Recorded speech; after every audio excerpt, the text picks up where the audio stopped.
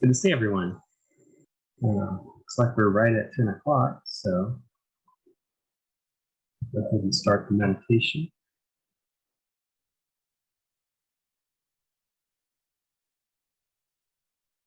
So let's begin by making sure that you're seated upright so that you can breathe easily.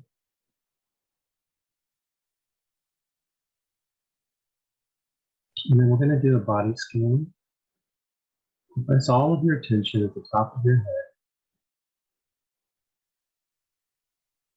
And imagine a line horizontally, moving downward slowly, keeping your attention at that point.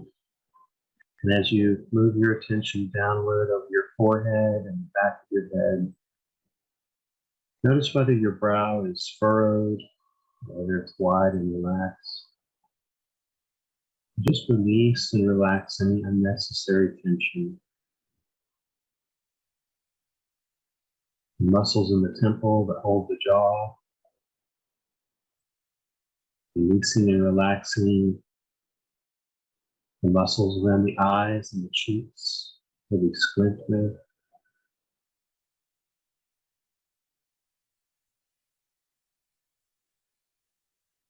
Relaxing the mouth and the jaw. And then down to the neck and the shoulders. Relaxing and releasing the neck and the shoulders.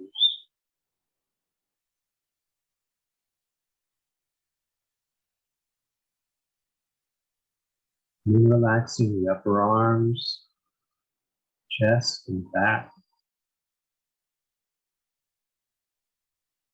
Relaxing the lower back, elbows. Relaxing the forearms, wrists and fingers.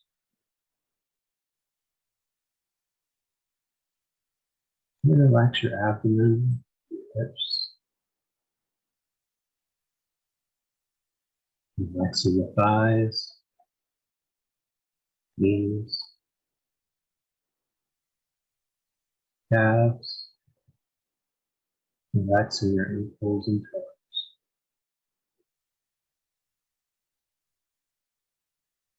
And let's take one deep breath through the nose and release. And thereafter, allow your breath to rise and fall naturally. At the moment, it may be fast or slow, maybe deep or shallow. It may vary throughout the course of the meditation. That's okay. Just let the breath do what it does, but watch the breath. Watching without directing.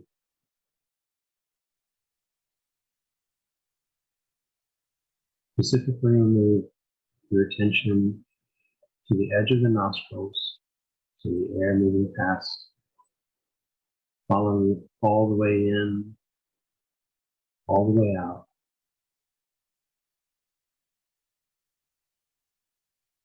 And as all of your attention is gathered on the breath, the rest of the mind is allowed to fall still.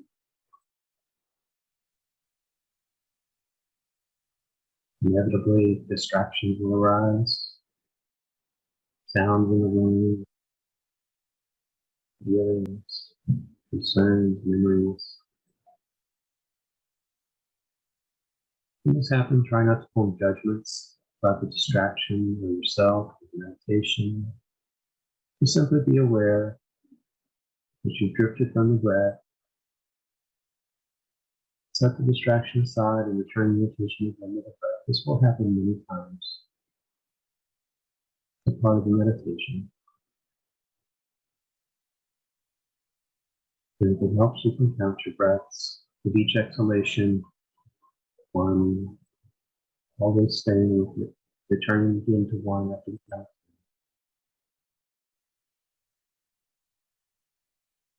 And so we begin.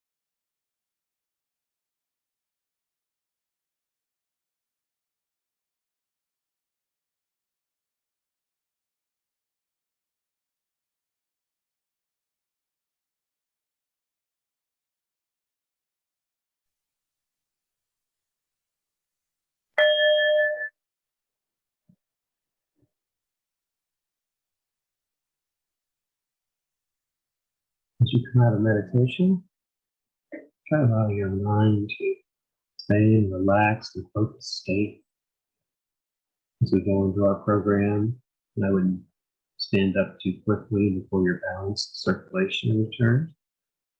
Thank you for joining us today, and I will hand it over to Mitch for the rest of our program. Thank you, Daniel.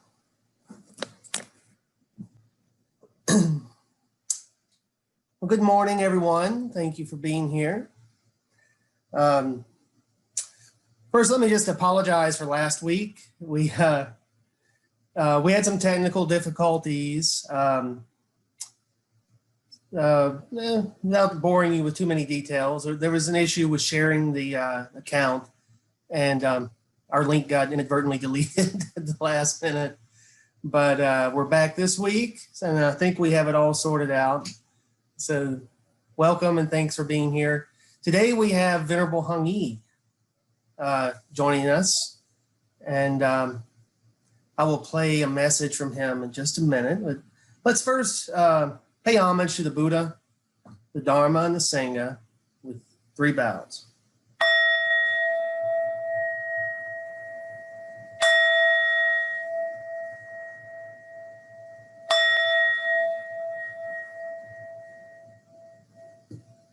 Thank you.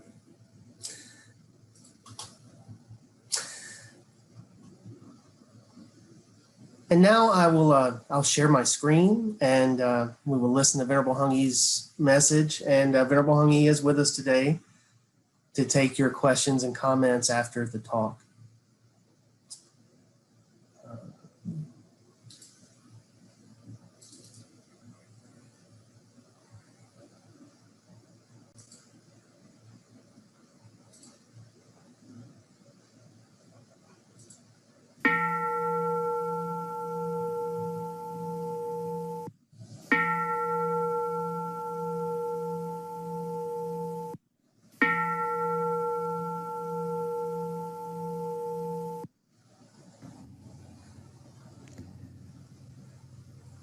Namo Shakyamuni Buddha, Namo Shakyamuni Buddha, Namo Shakyamuni Buddha. Good morning, everyone. How are you today? It's good to meet you all again. Traditionally in Buddhism, every time when we study Sutra or recite Sutra, we always wanted to recite Buddha's name for 3 times in order to pay our respects to the Buddha. Thank you for his teaching. Because of him, so we can learn the Dharma. We can increase our right understanding about everything, about our life, and liberate from sufferings. And today we're going to continue to study the Prajna Paramita Sutra. Okay, in Chinese we say Xinjing. That is very, very important. The essence of the Dharma. Okay. Now let's read the first paragraph again. I read this, I think, at least 2 times already. Okay, but somehow I feel the more we read, the better we are going to be, because we have to remember, the contents of this sutra, especially the first paragraph. The heart of the Prajna Paramita Sutra. The Bodhisattva, Avalokita, while moving in the deep course of perfect understanding, shed light on the 5 skandhas and found them equally empty. After this penetration, he overcame all pain. We all wanted to overcome all kinds of suffering, all kinds of pain. But why we continue to face problems, difficulties, sufferings in our life from time to time? And sometimes we may be fine, but sometimes we are not. many people are still struggling in daily life. Actually, according to Sutra mentioned this to us in the later paragraphs. It says, actually, we human beings, all living beings, we are in a big dream. We are in a dream. We are dreaming something every day. We don't recognize the reality. We don't understand the facts, the truth. We are in a dream. Sometimes we are happy, sometimes we are not. We cannot control our life. We cannot manage everything that we wanted to manage. So every time when you say I, you feel I'm the boss on earth, okay? And when you're married, okay, the husband feels that I wanted to control the wife. At the same time, the wife will say, I wanted to control my husband. Yeah. The more I can control, the better I will be. But the fact is, can we really do this? And how are you going to control? Actually, after we analyze this about all the phenomena, what we can control is very less. Most part is not able to control. It's out of control. Yeah. But in this dream, we don't know we are dreaming. That is a big problem. We feel everything is true. Yeah. I remember that not long ago, about 2 months ago, I had a dream. Sometimes you don't remember the dream, but that dream was kind of different. I still remember part of the dream. I was in a very big ceremony and conducting the services, the ceremony with Venerable Wenxing. Actually, he passed away a few years ago. But somehow in the dream, I was dreaming there was a big celebration at the temple. Venerable Wenxing was in Houston. Both of us, we are conducting a special ceremony. And Venerable Wenxing asked me to chant on certain contents. I was so happy. I chanted louder and louder and louder until I woke myself up. Oh, there's no service, no ceremony. But when I remember the contents of the dream, it was okay. It was a happy dream. Yeah. And you feel it's still enjoyable. Why I was thinking about Venerable Wenxing, who passed away a few years ago. I don't know, but it was in my dream. In the dream, it was so real. Everything was so real. At the same time, I remember many years ago when I was very ill. And one night, I had a dream. In the dream, I was climbing a mountain with some people. Somehow, other people walking so fast, I couldn't catch up. I was far behind them. I worried, and I'm going to be alone. I couldn't really, walk in the same speed with others. So I wanted to walk faster. But it was so uncomfortable, so tired, so stressful. But somehow I still wanted to walk faster and faster. Suddenly, I step heartily in certain posture. I disturbed myself. I woke up again. oh, there's no mountain, I'm in bed. So even in a dream, you can see there are so many phenomena. Some enjoyable, that's okay. Some very painful, very stressful, okay? And in this sutra, the purpose for us to study this sutra is let's wake up from the dream. Don't continue, stay in the dream because it's not real. So when I woke up from my dream, I discovered I was laying in bed, no mountain. I was released. Okay, I'm okay. I don't have to run. Suddenly, I liberate myself at the moment. Somehow, I continue to connect my dream with the reality that I had experienced. The dream was not real. Okay, I wanted to wake up to realize the reality. No more running, no more fear.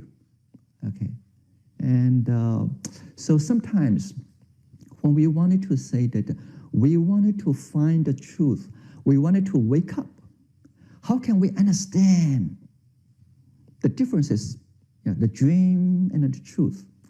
Perhaps we can use our own dream to slowly, to carefully understand, okay, that is the differences. And also at the same time, right now, you and I, right now we say we're not in a dream. We are having Dharma talks, okay? We are not sleeping. How about, I would like to invite you to think many, many years ago, something you did. You were so worried at the time. 10 years ago, I was arguing with someone.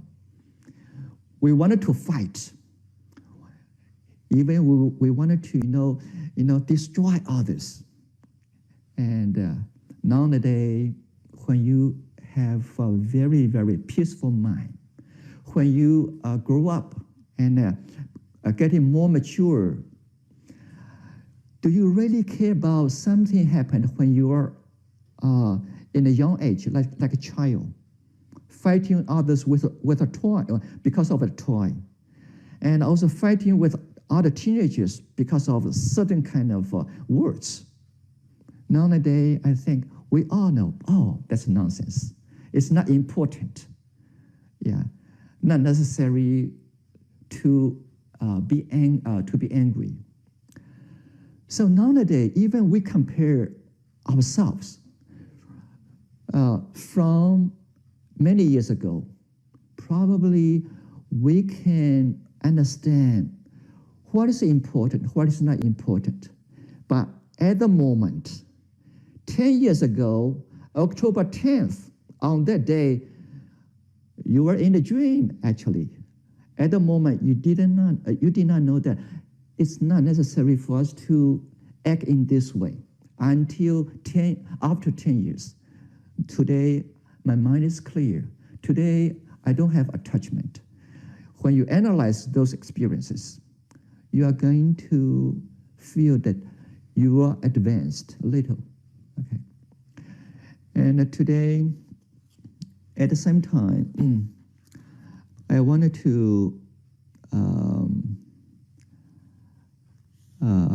continue to mention this sentence. The Bodhisattva Avalokita, while moving in the deep cause of a perfect understanding, deep cause of a perfect understanding. When I compare this translation with the Chinese translation, Venerable Xianzhuang translate this sentence in this way in Chinese. Why Bodhisattva Avalokita practice deep prajna paramita, while Avalokita, the Bodhisattva, practice deep prajna paramita. Okay, so there are two concepts I wanted to use a little more time to explain. What is a deep prajna? And prajna means wisdom. Wisdom. Okay. What is a deep wisdom? And I think from previous talk, I did mention we have different level of wisdom, okay, and many understanding. Sometimes we do call this is a wisdom. For example, if a person who doesn't know what is right, what is wrong, okay, and this child, he doesn't know that stealing is not good, okay. So we teach this boy, okay, don't steal others' belongings, okay. And when we teach this boy to understand this kind of practice, this kind of moral concept, yes, we can consider this is a kind of wisdom, because he doesn't know what is right, what is wrong. Now I'm teaching this boy, this is right, this is wrong. Okay. For example, for adults, we observe 5 precepts: no killing, no stealing, no sexual misconduct, no lying, no drugs or alcohol. Yes, slowly we accept those 5 precepts as daily practice. We consider this making this kind of a choice based on right understanding, a kind of a wisdom. If a person who doesn't really care about what is right, what is wrong, we feel this person doesn't have wisdom. Okay, in this level, we all understand easily. It's not difficult. But how about when a practitioner, okay, who practice 5 precepts very diligently, follow everything correctly, okay, and he's very generous, okay, he's very kind, okay, he's always trying to care for others. We say he's a good person. He's a good person, okay. How about this person still think, I'm a good person. I'm very kind. When I compare myself with others, I'm the kindest person. If I tell you that, do you know I'm a good monk? I'm not just a good monk. I'm the best monk on earth, in the world. You know, I feel I'm a wonderful. Yes, and I wanted to do everything correctly, but I'm still thinking I'm the best. Okay, I'm on top of everyone. Every day, I wanted to do good. When I compare with others, I'm a good monk. You are not as good as myself. In Buddhism, we consider this kind of thinking still can make you in a trap. You are not going to be free, okay? We don't want to tie ourselves with ugly ropes, okay? Ugly ropes. You cannot be free, okay?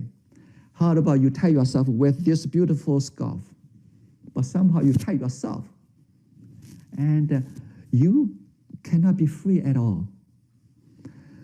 So we living beings, we human beings, we have all kinds of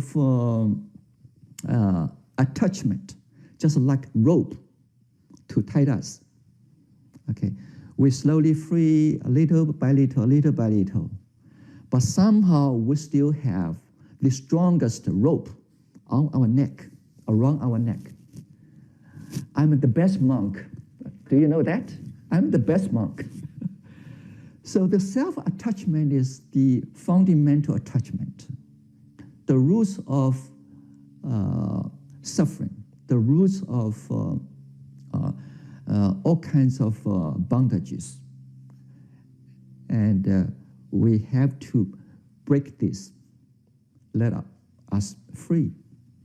Okay. So in this kind of a concept, as a Buddhist, we wanted to go to deeper level and very profound understanding. That means you want to find a way to see the selflessness stage, and also to understand the emptiness of yourself. That is a deep prajna. Okay, and so today, after I explain this part, then I wanted to mention another part to you. That is also very useful study. The Bodhisattva Avalokita, while moving in the deep course of a perfect understanding, I did mention that Venerable Tinahan translate prajna pramida into perfect understanding, but Venerable Xianzhuang did not. He maintained the original words, prajna pramida. That means I should write in this way. The Bodhisattva Avalokita, while moving in the deep prajna pramida, okay, but actually he used practice deep prajna pramida. Why Venerable Xianzhuang did not translate prajna pramida into perfect understanding? Because actually today we should know that Venerable Xianzhuang was a great translator in China, in Chinese Buddhist history. His name is as equal as Kumarajiva. Both of them are two very wonderful, very great translator in China. Venerable Xianzhuang, actually, he set up his own rules. That means when he translates sutras from Sanskrit to Chinese, there are 5 rules. He set up 5 categories of Sanskrit words. In those 5 categories, we should not translate those words into Chinese. We should maintain those original Sanskrit pronunciation. Okay. Today I wanted to share this with you because it's worth to know why in Buddhism some sutras, okay, some are in modern language, but some are in ancient Sanskrit pronunciation. There are 5 categories. 1, anything that related with mantra. Mantra means you wanted to recite certain song. Okay, you don't want to translate the meaning into Chinese. You wanted to keep those original sounds. So today, if you go to India, and if you visit the place, 正觉大塔, Bodhi Gaya, you are going to hear the chanting. Om Mani Padme Hum. Okay, the chanting of Om Mani Padme Hum. This is a mantra, and we should not translate mantra into Chinese with its meaning. We should keep its original pronunciation. So all kinds of mantras should not be translated into Chinese. The second category is, if this term has so many meanings, one Chinese term cannot explain everything. We should keep this original pronunciation. Like nirvana. I remember that Dr. Zhang Chenji, he wrote a book. He said, if we translate nirvana into modern Chinese terms, there are more than 60 terms we can use, okay? Many meanings. The third category is something in India we cannot find in China. Certain trees, certain fruits, we cannot find. Certain things we don't understand, what is it? Keep the original pronunciation. I don't know how to say this in Sanskrit, but in Chinese, we say amologo, amolo, amolo, amaro fruit. What is amaro fruits? Nowadays, most people say, oh, it's common. In ancient time, in China, China did not have guava. Nowadays, we know amologo is guava, guava. But a long time ago, they did not translate this into Chinese. And also respect the traditional translation style. That means from Kumarajiva's translation. Anuttara Samya Sambuddha. Anuttara Samya Sambuddha. Venerable Kumarajiva maintained its original pronunciation. Venerable Xuanzhuang followed his translation. Respect this tradition. Finally, respect this term, because this term is so special and so advanced. And we cannot use any other language to express this kind of idea, this kind of teaching. So we should keep this original pronunciation. For example, Shakyamuni Buddha, Shakyamuni, we can translate the meaning, but somehow all Buddhists, when we refer the Buddha, we always keep its original pronunciation, Shakyamuni Buddha. Okay, we never use translation to name this Buddha. And also Prajna. Prajna, because of this reason, we wanted to respect the meaning. We don't want to use any language to translate this term. So we keep Prajna. Okay. Pramida. All right. What is the deep Prajna Pramida? Okay. And we wanted to understand that deep Prajna Pramida means we don't always running on the superficial level. We wanted to go deeper to know what is the roots that tied us. We cannot be free. The kind of attachment we have to go deeper to understand in order to free us. Okay, that is self-attachment. And without deep prajna, pramida, we cannot go to this level. Without understanding what is emptiness, we cannot go to this level. So deep prajna pramida means we wanted to go deeper and deeper to understand this meaning.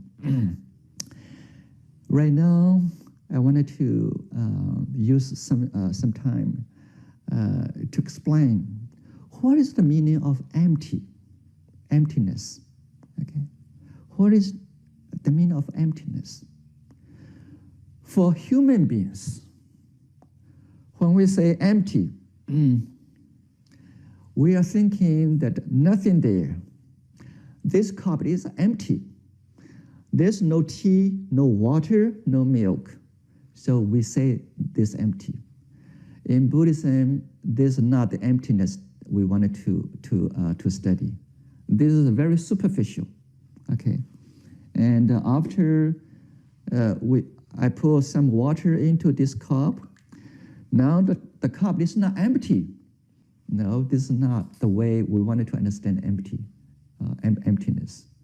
So empty is nothing like this. This is not the way we wanted to understand emptiness. And over here, right now, I put this away. Now the table is empty. Okay. And this is not the empty we wanted to study. This is a very superficial. This is not the real meaning of emptiness. Also, there's one very serious wrong view on emptiness.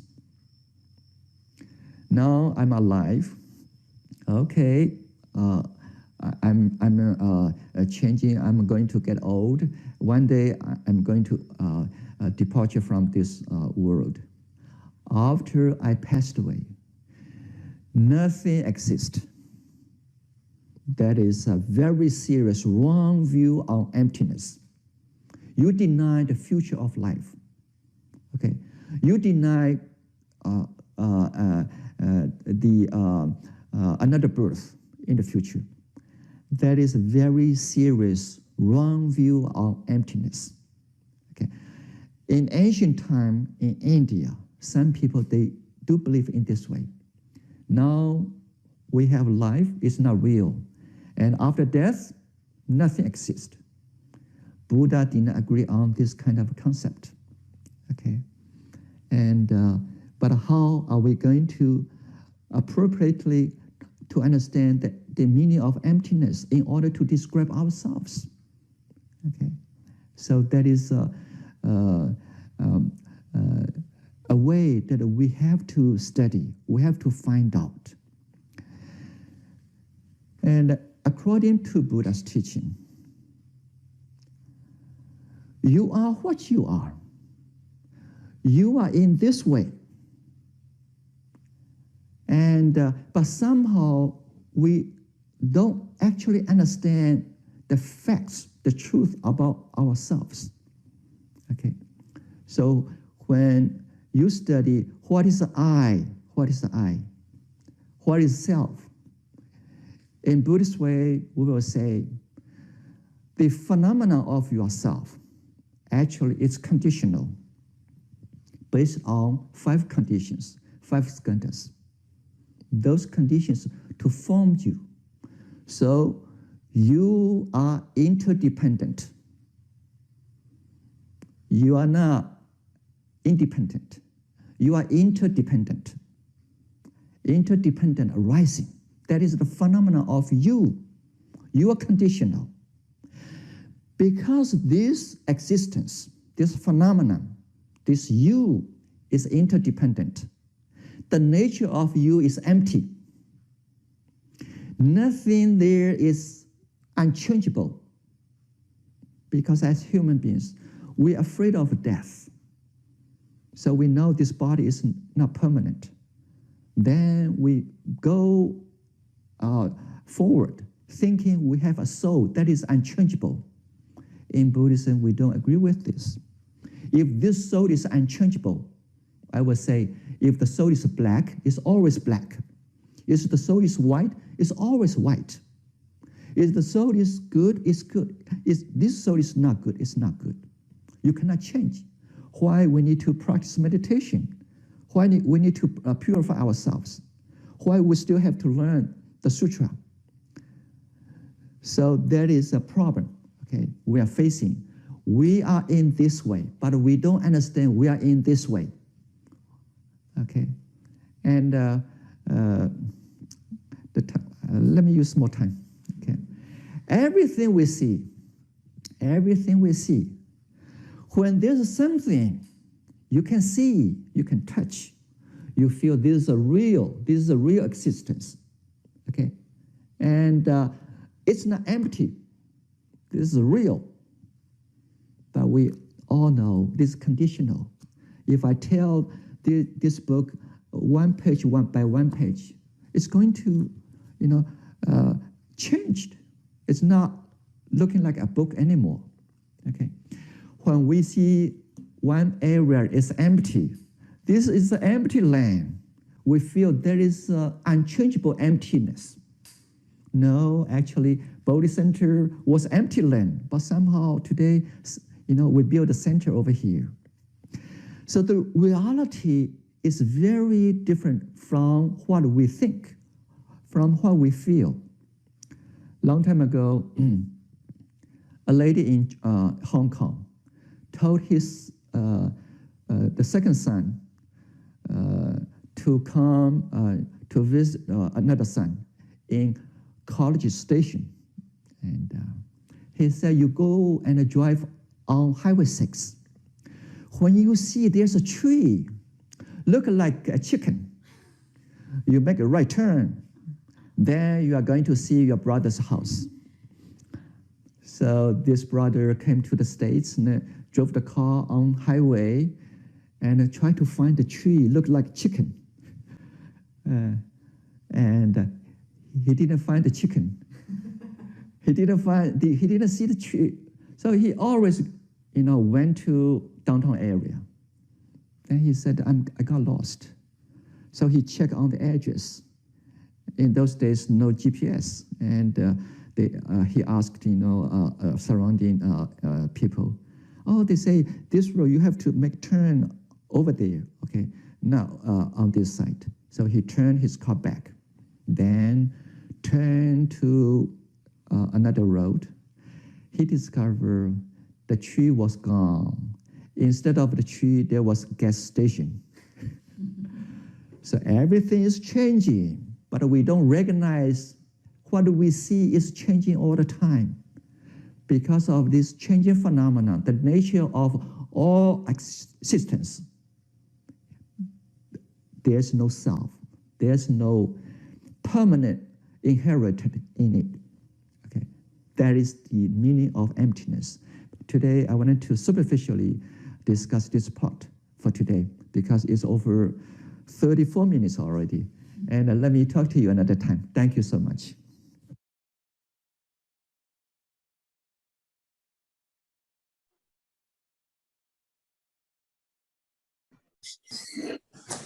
Thank you very much, Venerable HungI.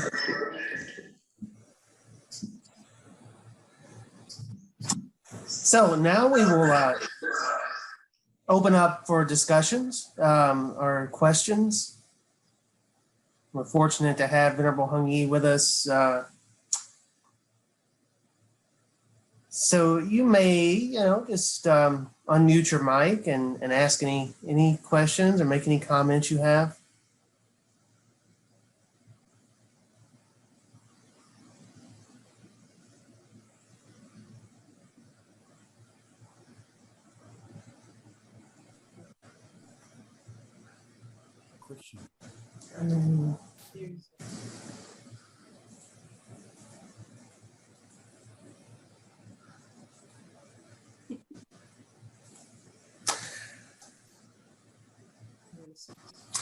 Good morning, Venerable HungI. This is Judy. Judy, so this is a very profound teaching today on the emptiness, the essence of the Buddha's teaching. So all the phenomena in the existence, it's all conditional and interdependent. So it's when we think about it, we kind of understand it. It is everything is not. It's impermanent, constantly changing. We have no control of the situation. It's kind of, it's not. It's you can grasp the idea, but when it comes to practices, like if something that happened to us, if something happened to other people, we can see the emptiness, but when it happened to us in person, something bad happened to us, it's very hard for us to accept that the reality, and we suffer because we suffering because we cannot accept the things that happen to us personally. So there is a big difference between understanding and actually experience it, see it in person, and the true understanding versus just the conceptual understanding. So how do we break through this big barrier of the attachment to this I? Mm-hmm. Okay. Judy, thank you for sharing your thoughts. When I listen to you, actually, I remember that in 1998, when I heard my mother passed away, I was at the temple. I felt I was all okay. I was all right. I am a monk. I understand. Okay, life is changing, and someday my mother is going to depart from this world. So, in my understanding, I feel I could accept this kind of a change myself.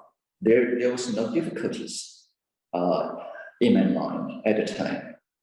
But somehow after I arranged everything for the trip, when I arrived at the house of my mother, where my mother lay, I started wanted to chant her Sutra in order to pay respect, also transmit the merits to my mother. But somehow during the chanting, when I saw my mother's picture, suddenly there is kind of an emotional feeling from my heart, slowly getting stronger and stronger. After a few minutes, I was crying. So this is the differences from understanding to what you attach to for so long emotionally.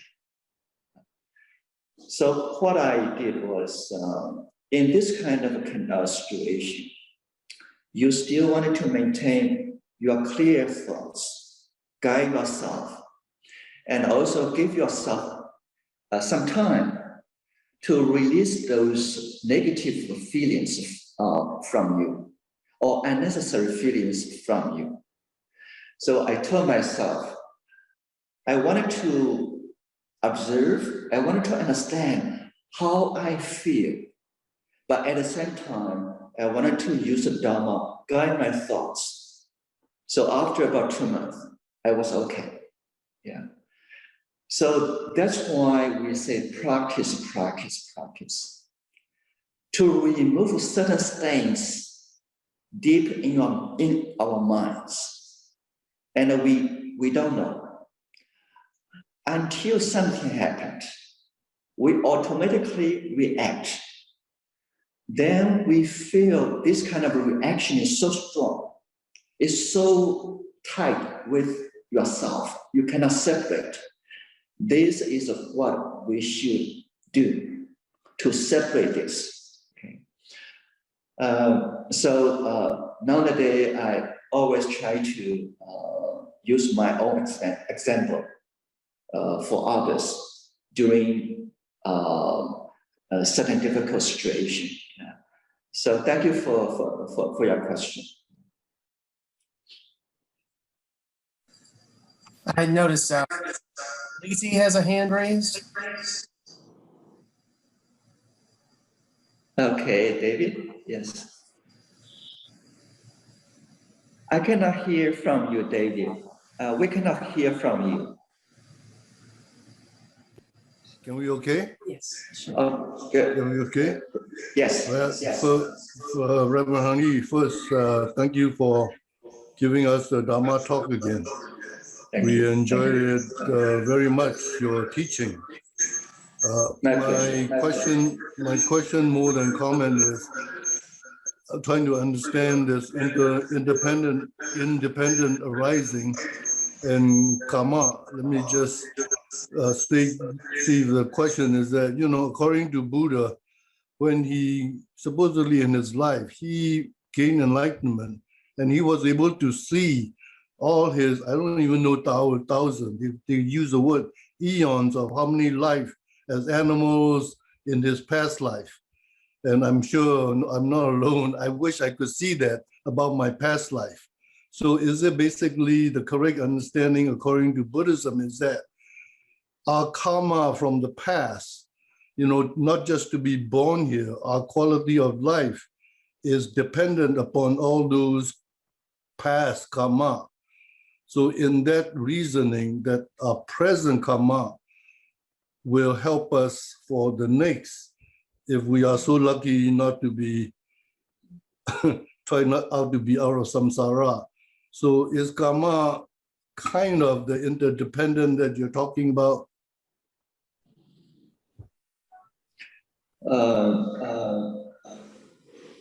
Yes, in everyday life, actually, I wanted to remind myself how much positive karmas that I can accumulate from my own doing in every day. When I'm talking to people, when I'm doing something, if we think about, we wanted to accumulate good karmas, not just thinking about next life, actually think about tomorrow, next week, next month. I'm still living in this world. What kind of environment that I wanted to have for myself, for others? Then we're going to understand what should we do and which way is the right way, okay? Which way is toward happiness, which way is toward miserable future. And also I wanted to say that during the time, even today, every time when I doing some work at Bodhi Center, I'm thinking this word, interdependency. In Chinese, we say, this is a yuan qi, okay? So when I think interdependency, every time when people ask me about how to build an American Bodhi Center, I always thinking about all kinds of conditions, all people who involved with this project. So in this way, actually, I'm going to have a kind of right attitude to protect myself, to protect myself from growing my ego, because I'm doing this work. So this is a very useful teaching. Every time when I think, okay, who built this center? Not myself alone, actually with everybody's help. So when you think about other people's support, you appreciate, you feel I'm a part of it, I'm not everything. So this is going to eliminate pains, wrong attitudes, negative actions, in my life. So basically, I feel interdependency is a teaching we can use in everyday life to guide us in order to better us. Also, establish good communication, good friendship with others. Thank you.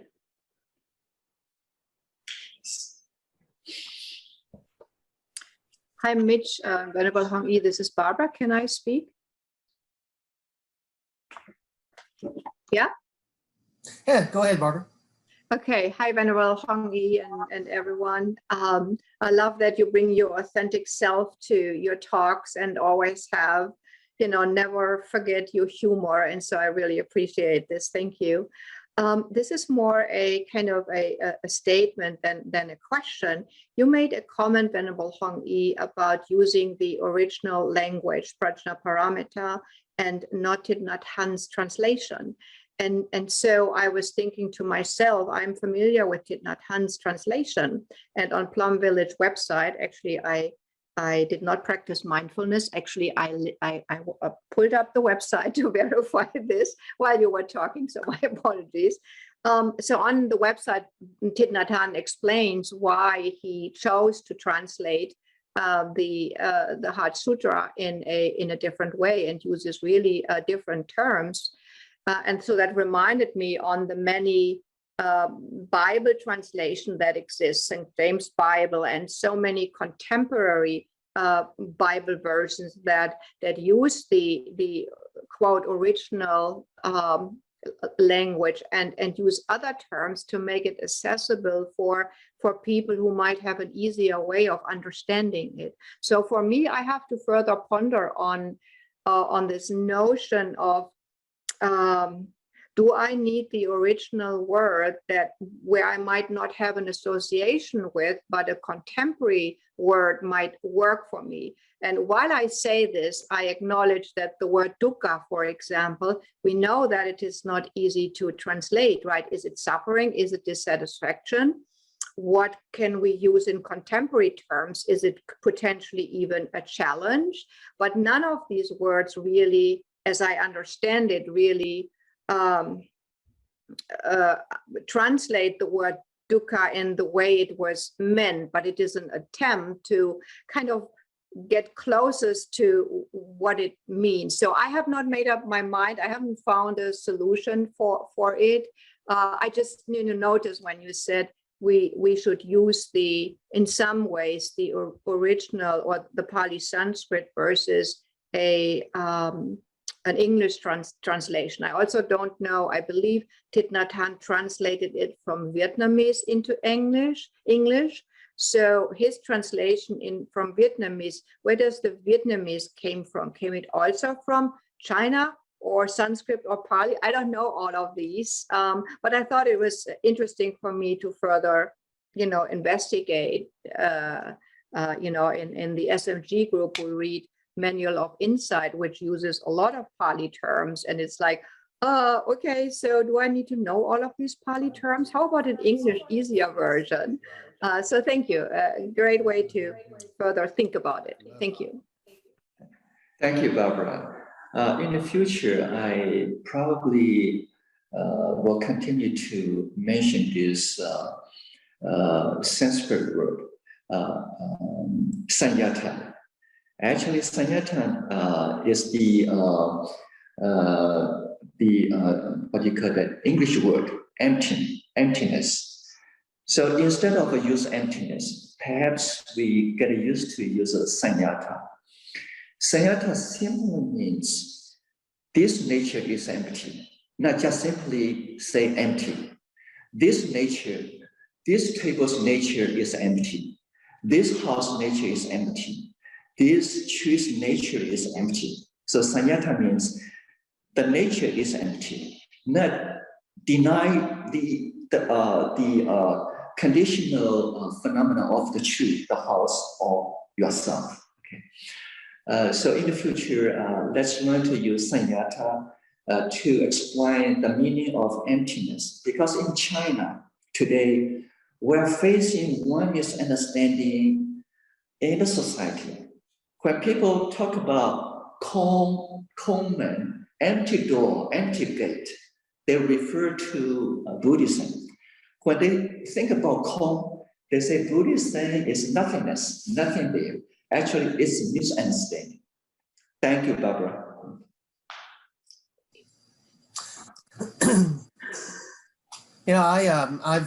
I've always appreciated like coursing deep in the Prajnaparamita. I just like how that sounds. I guess it's a matter of personal choice if you want a more modern translation or hold on to some of those terms. Well, I see Felicia has a hand up again.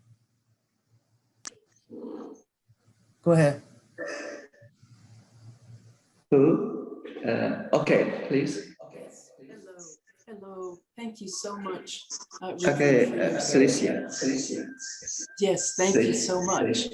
You're welcome. You're welcome. Okay, I just wanted to mention an experience that I've also had when the original language was used, and this was years ago when they were speaking the Our Father in the Christian church, the Our Father prayer, and it was done in the original context, and it brought me to tears. And yet I didn't know the exact words, but I just wanted to say that there is something happening. There is some type of recognition that you have on a different level to these words. So I would also agree. It would be nice to hear it in Sanskrit and like that.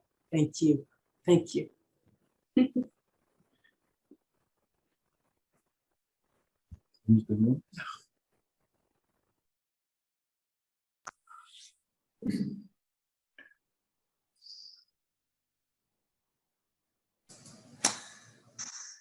All right, any further questions or comments?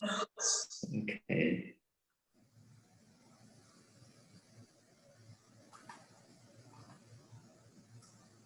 All right, well, I think that'll bring us to a close for the day. So we'll go ahead and program with 3 bows to the Buddha, the Dharma, and the Sangha.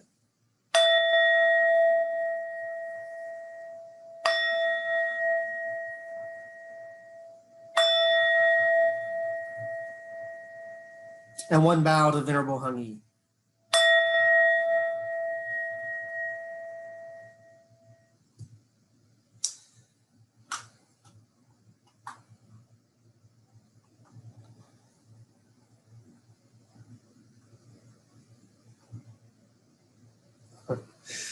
Thank you so much. Have a great week. Thanks for being here today.